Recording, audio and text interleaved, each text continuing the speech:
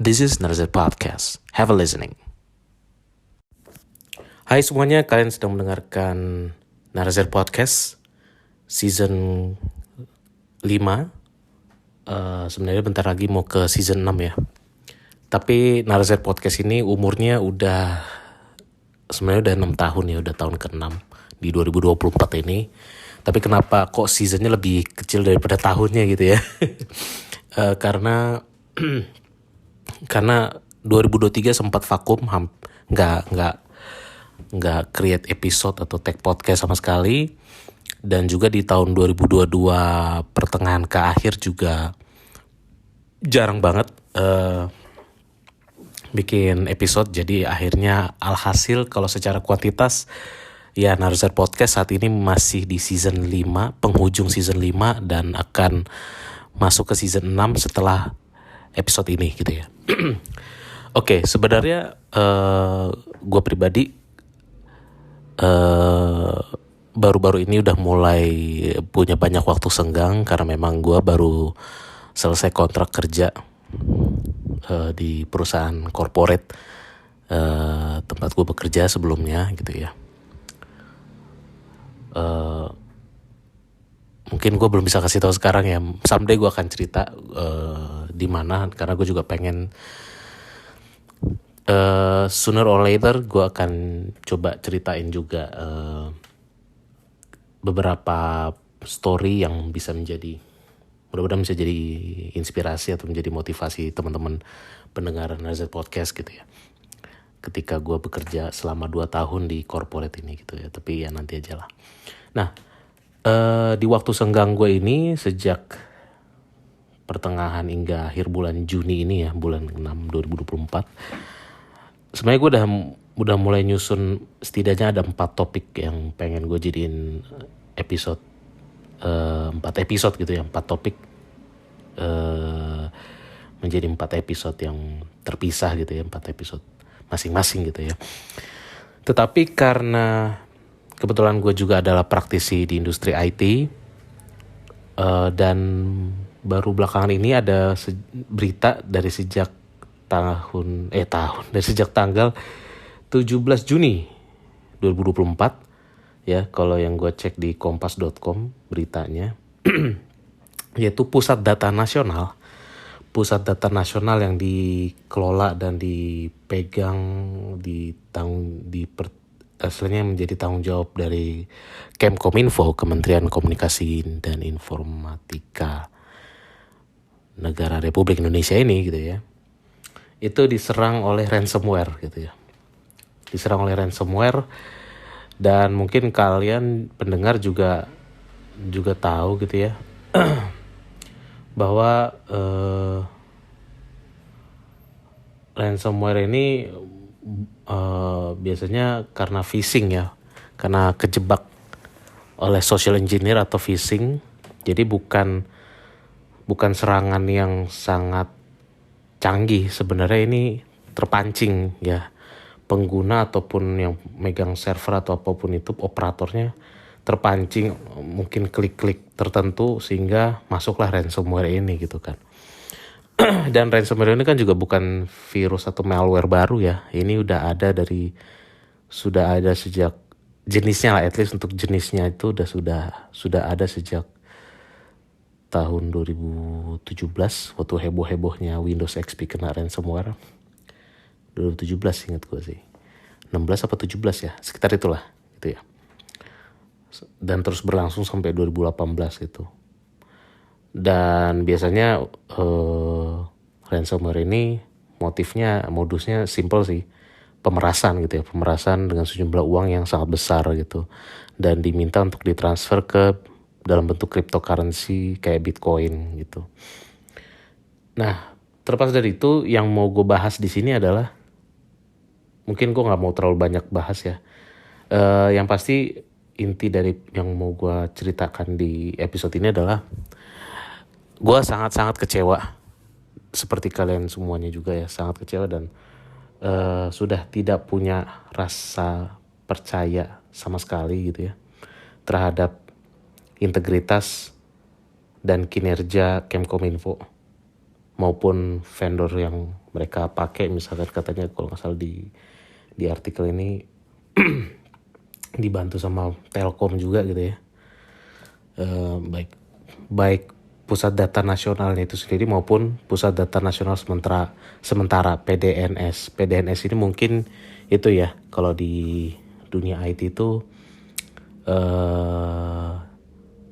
kayak semacam disaster recovery planning ya, DRP atau DRS, DRP atau DRC, disaster recovery center, sebagai salah satu bentuk mitigasi atau IT mitigation gitu ya.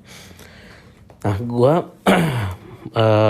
dan ternyata setelah diinvestigasi oleh sejumlah lembaga, sejumlah mungkin satgas atau apapun itu ya, ternyata nggak, cyber security-nya benar-benar nggak, sangat buruk gitu ya. Itu sangat buruk. Dan di sini gue sebenarnya gue nggak ada mau ngebahas ini ya, karena kalian semua juga pasti banyak yang udah baca dan ngikutin beritanya, dan mungkin udah banyak dengar analisa yang lebih kredibel dan lebih mendalam lah dibanding apa yang gue sampaikan gitu. Tapi di sini gue pengen ya ikut menyuarakan juga lah bahwa Kemkominfo ini maupun lembaga-lembaga ini harus bertanggung jawab penuh, tidak boleh ngasih alasan apa-apa lagi. Dan gue dengan sangat lantang memberikan rapor hitam ya. Sorry, hitam itu kalau di sekolah itu nilainya bagus ya. Cuman rapor merah lah ya. Rapor merah.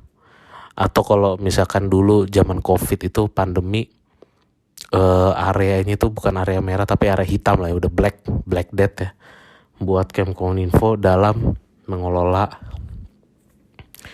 mengelola teknologi informasi gitu.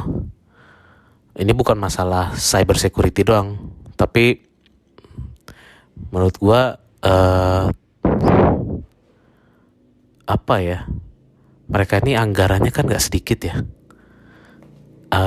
Gue sempat lihat di medsos juga, Menkyu Sri Mulyani menyatakan bahwa anggaran cyber security-nya Kemkominfo itu 700 miliar rupiah. Itu baru anggaran cyber security-nya gitu ya, untuk keamanan, sistem keamanannya.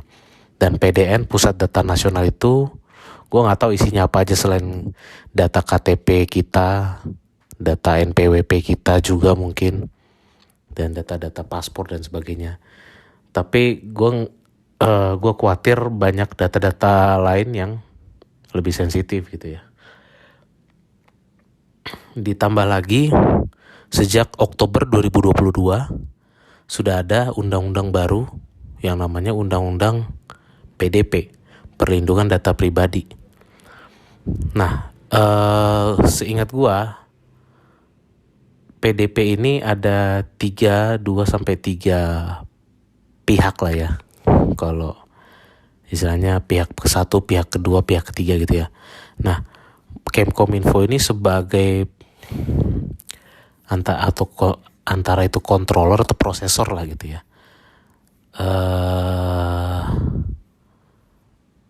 Ya antara itu ya. Karena dia ada entitas-entitasnya di dalam undang-undang PDP. Harus cek lagi di hukum online ya. Mungkin harus gue cek lagi hukum online. Cuma gue lupa. Karena gue juga termasuk di kerjaan gue yang lalu, yang baru gue resign ini, di awal tahun 2023 tuh gue juga diminta untuk tim project gue diminta untuk merapikan, melengkapi dokumentasi project yang harus diaudit dengan memenuhi kriteria dari undang-undang PDP, Undang-Undang Perlindungan Data Pribadi gitu. ISO-nya itu, kalau sertifikasi ISO-nya itu ISO 27701 gitu ya.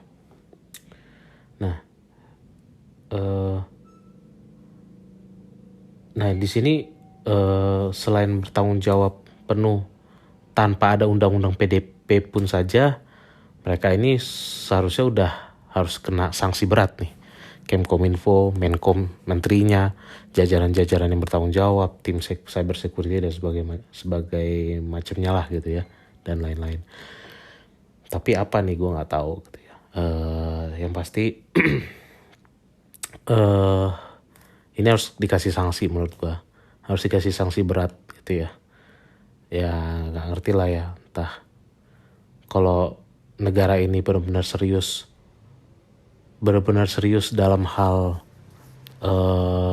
mengelola data informasi masyarakat dan negaranya gitu, benar-benar serius dan benar-benar tidak menganggap enteng, tidak menganggap remeh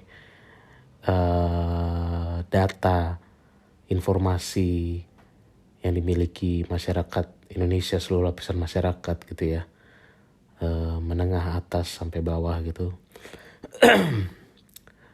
Ini harusnya ya kalau perlu disanksi pidana gitu kalau terbukti, bahkan nggak harus ya terbukti lah ya, baik itu terbukti maupun tidak terbukti siapapun itulah harus bertanggung jawab gitu ya, entah dirjen-dirjennya atau apanya lah gitu, termasuk mungkin vendornya juga harus diperiksa, diinvestigasi, diaudit dan sebagainya. Dan ya itu sih, gue lebih menekankan ke situ karena jadi di undang-undang PDP itu ada data umum, ada data sensitif, ada data apalagi gitu ya. Nah cuman memang sih undang-undang PDP ini apa ya namanya ya, belum terlalu advance lah ya, belum terlalu canggih. Kenapa gue bilang belum terlalu canggih? Karena PDP ini sepertinya yang gue perhatiin, gue pernah baca isi undang-undangnya itu belum mapping atau mengidentifikasi secara spesifik untuk data-data profiling kita. Apa sih maksud profiling? Jadi kita tuh behavior kita, activity kita di internet, medsos itu kan dipelajari oleh sistem algoritma setiap aplikasi, mau itu algoritmanya Instagram, algoritmanya YouTube, algoritma TikTok, algoritma Google, even algoritmanya Apple dan lain-lain lah ya, Amazon, dan semuanya lah yang udah punya algoritma yang bagus maupun yang punya machine learning, AI dan sebagai macamnya itulah gitu. Mereka itu juga sebenarnya, kita itu juga sebenarnya menurut gua adalah privasi kita juga gitu. Privasi kita juga. Kalau mereka mempelajari aktivitas kita, misalkan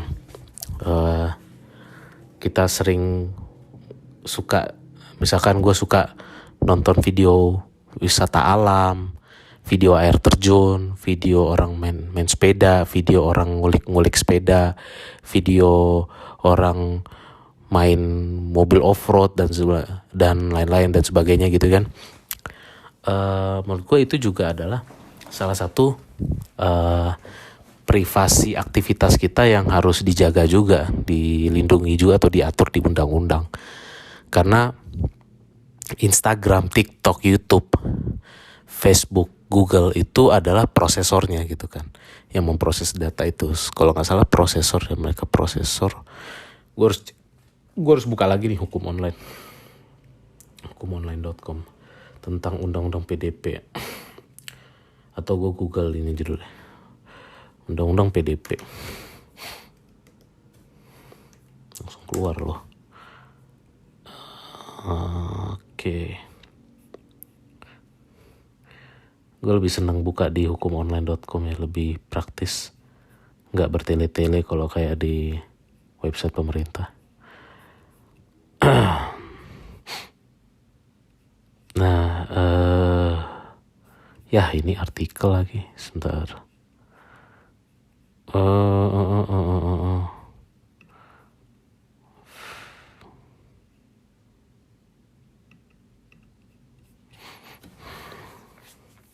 Ini kali ya, Pusat Data Nasional. Oh, perlindungan data. Ya. Pengendali data dan prosesor. Oh iya, subjek data pribadi adalah kita sendiri gitu ya. Setiap orang ataupun korporasi. Pengendali, jadi ada tiga entitas yang gue sebut tadi adalah pengendali data, berarti controller ya. Ya kemarin tuh gue sering dengar controller dan prosesor. Pengendali data pribadi adalah setiap orang, badan, publik, dan organisasi internasional yang bertindak sendiri-sendiri atau bersama-sama dalam menentukan tujuan dan melakukan kendali pemrosesan data pribadi. Kemudian yang kedua, prosesor data pribadi adalah setiap orang, badan publik, dan organisasi internasional yang bertindak sendiri-sendiri atau bersama-sama dalam melakukan pemrosesan data pribadi atas nama pengendali data pribadi. Kemudian 6, subjek data pribadi adalah orang perseorangan yang pada dirinya melekat data pribadi. Pengendali data setiap orang. Ya. Nah ini sebenarnya pasti ada sanksi-sanksinya ya, dan mereka harus dikenakan pasal-pasal sanksi ini sih yang ada di Undang-Undang PDP gitu. Dan kalau gue coba kilas balik, gue dulu sebelum ada Undang-Undang PDP ini, gue sebenarnya sudah pernah mengkritisi perlindungan informasi dan data pribadi ini di tahun 2020. Gue cukup mengkritik cukup keras di situ. Kalian bisa kalau mau denger lagi itu gue posting episode podcast gue di 10 Juni 2020. Itu gue ngebahas itu gue ngebaca undang-undang juga, undang-undang ITE. Jadi gue basisnya pakai waktu itu referensi dan tolak ukur gue pakai undang-undang ITE. Pengelolaan bukan itu, sorry. Di episode sebelumnya, episode ke-42. Episode keberapa sih ini? Ya pokoknya 2020 juga lah, Mei 29 Mei 2020. Undang-undang, judul episodenya UU ITE masih gagap melindungi data pribadi gitu. Dan akhirnya mereka bikin undang-undang terpisah gitu ya. Jadi nggak pakai undang-undang ITE tapi pakai undang-undang PDP. Dan ya kegelisahan dan kekhawatiran dan kerisauan gue itu baru terjawab di 2 tahun kemudian gitu ya, baru disahkan undang-undang PDP gitu kan. Karena kita sering dicekal, sering disomasi, masyarakat kita maksud gue ya, melalui undang-undang ITE, tapi kita nggak punya hak untuk dilindungi. Dan akhirnya ada undang-undang PDP. Dan kemudian dengan ada kejadian PDN di hack gini gitu kan, ransomware, menurut gua ya mereka harus dikenakan sanksi. Entah itu pakai undang-undang PDP, undang-undang ITE, apapun itulah mereka harus dikenakan sanksi. Mau itu pidana, perdata, apapun itu. Supaya mereka gak main-main lagi gitu kan. Ya ini menurut gua goblok ya gitu. Dan kebodohan ini mencelakakan banyak orang, mencelakakan hampir berapa ratusan juta orang di Indonesia, puluhan juta mungkin yang udah datanya sudah ada di internet di mana-mana gitu kan. Jadi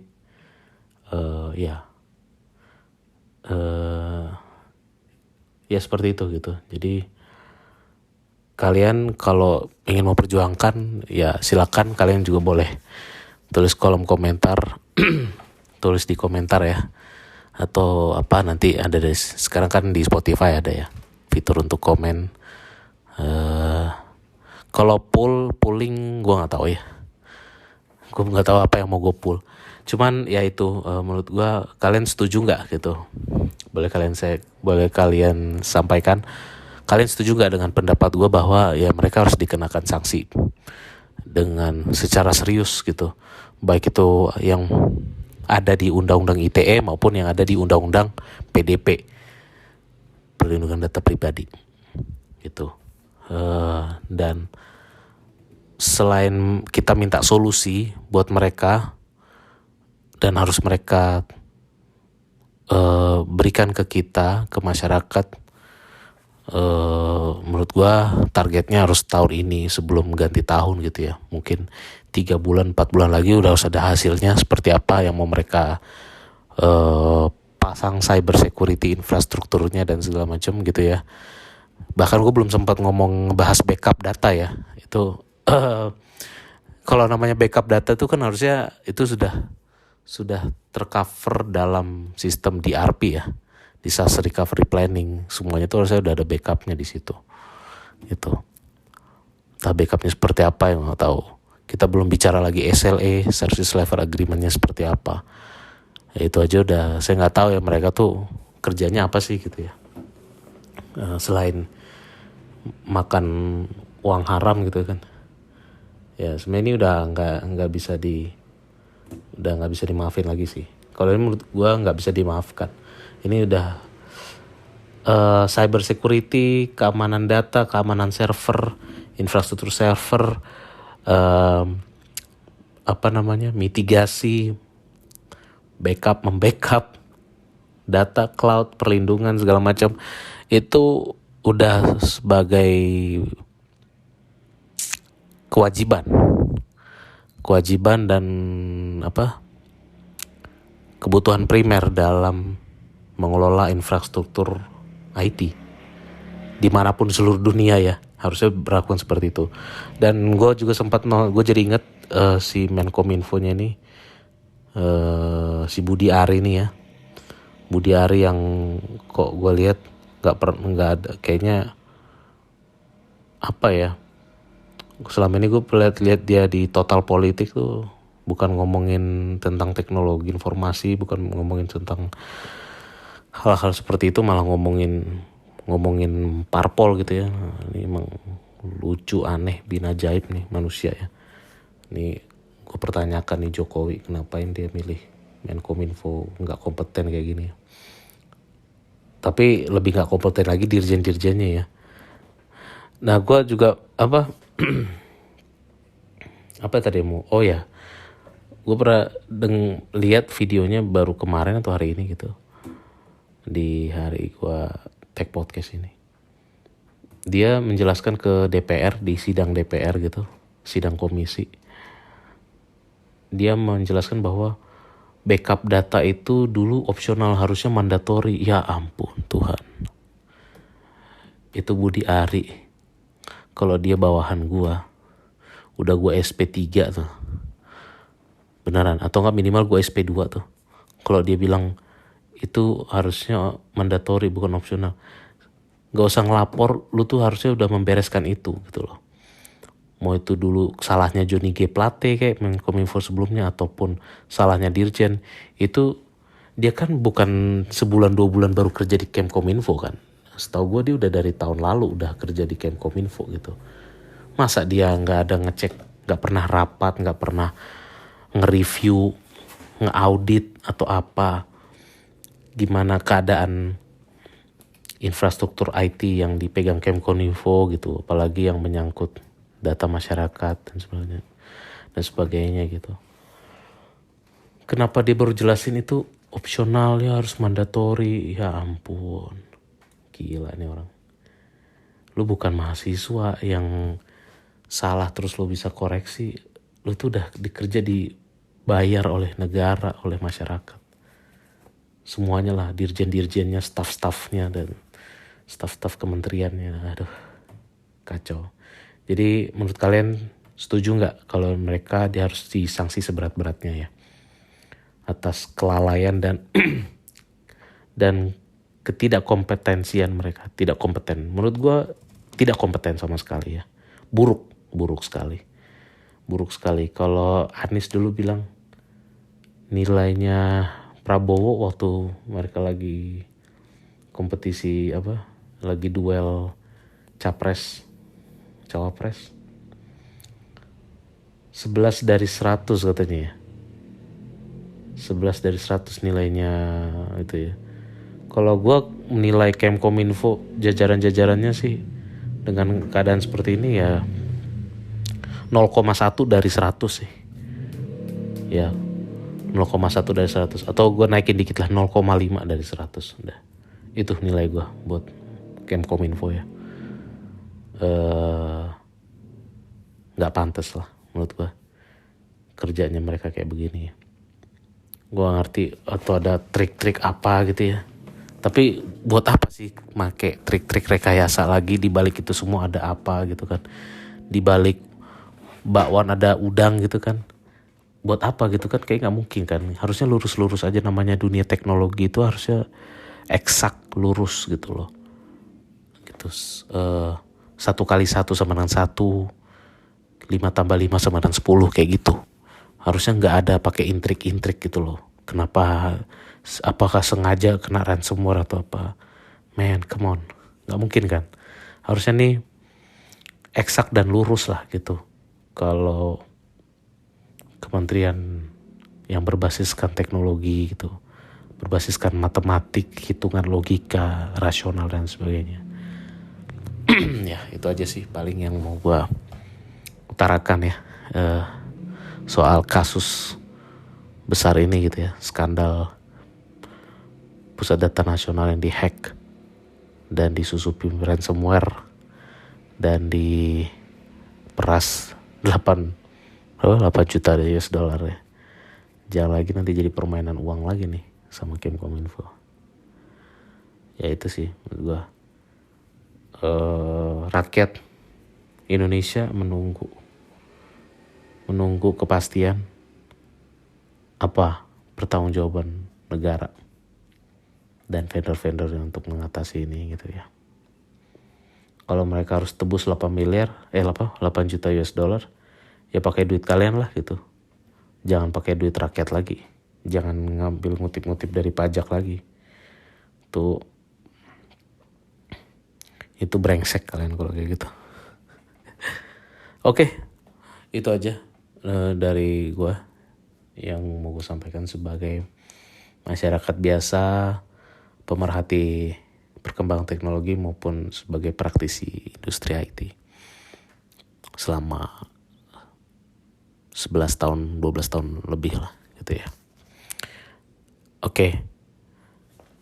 Sampai jumpa di episode berikutnya dengan topik-topik yang menarik dan pembahasan yang menarik, baik monolog maupun dialog dengan teman-teman gue, teman-teman Narazir Podcast. Thank you and see you.